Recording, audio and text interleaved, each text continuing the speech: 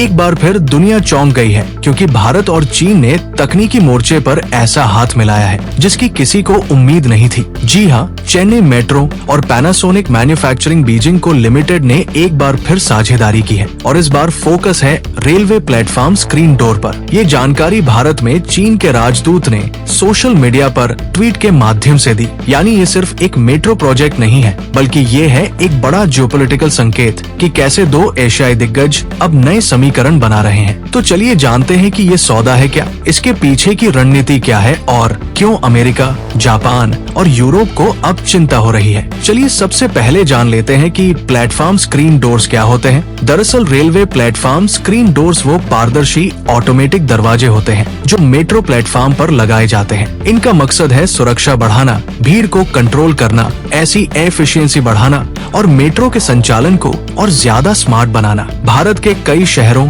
दिल्ली, मुंबई, बेंगलुरु में पहले से ये सिस्टम है, लेकिन चेन्नई मेट्रो अब इसे एक नई तकनीकी ऊंचाई पर ले जाने जा रही है चीन की मदद से। अब बात Panasonic manufacturing Beijing company LTD की करें तो Panasonic manufacturing Beijing company limited चीन की राजधानी बीजिंग में स्थित है और पैनासोनिक ग्रुप का एक अहम हिस्सा है। ये कंपनी विशेष रूप से स्मार्ट ट्रांसपोर्ट सिस्टम, ऊर्जा कुशल समाधान और पीएसडी टेक्नोलॉजी में अग्रणी है। इनकी technology high speed response, safety integration, AI आधारित फॉल्ट डिटेक्शन से लैस है। चीन, जापान, मलेशिया और अब भारत में ये कंपनी पहले से ही काम कर चुकी है, लेकिन चेन्नई मेट्रो के साथ ये एक बार फिर वापसी कर रही है और इसका समय बहुत महत्वपूर्ण है। जब दो देशों के बीच राजनीतिक तनाव हो तब ऐसी साझेदारियां दुनिया को चौंकाती है। 2020 के गलवान के बाद भारत चीन रिश्तों में ठंडापन आ गया था, लेकिन अब व्यापार रिकॉर्ड स्तर पर है। चीन भारत का सबसे बड़ा आयात स्रोत बना हुआ है और अब टेक्नोलॉजी ट्रांसफर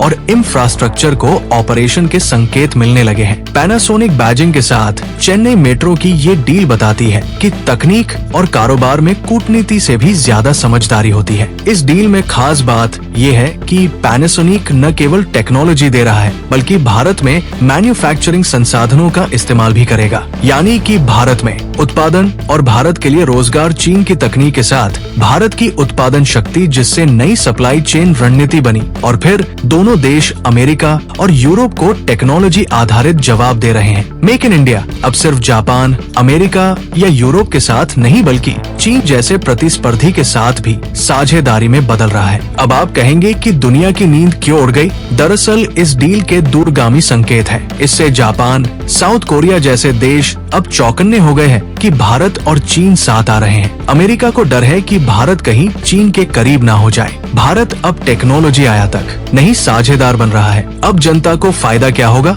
दरअसल आम जनता के लिए इस डील के मायने ज्यादा सुरक्षित मेट्रो प्लेटफॉर्म, समय की पाबंदी में सुधार, गर्मियों में एसी एफिशिएंसी में बढ़ोतरी और भविष्य में स्मार्ट सिटी नेटवर्क का विस्तार। खैर, जब भारत और चीन एक साथ टेक्नोलॉजी पर काम करते हैं तो ये सिर्फ व्यापार नहीं होता, बल्कि ये भविष्य की दिशा तय करता है। क्या आप सोच सकते थे कि 2020 के तनाव के बाद 2025 में दोनों देश फिर से कंधे से कंधा मिलाकर चलेंगे? नीचे कमेंट करके बताइए कि क्या ये सिर्फ बिजनेस है या कोई बड़ी रणनीति।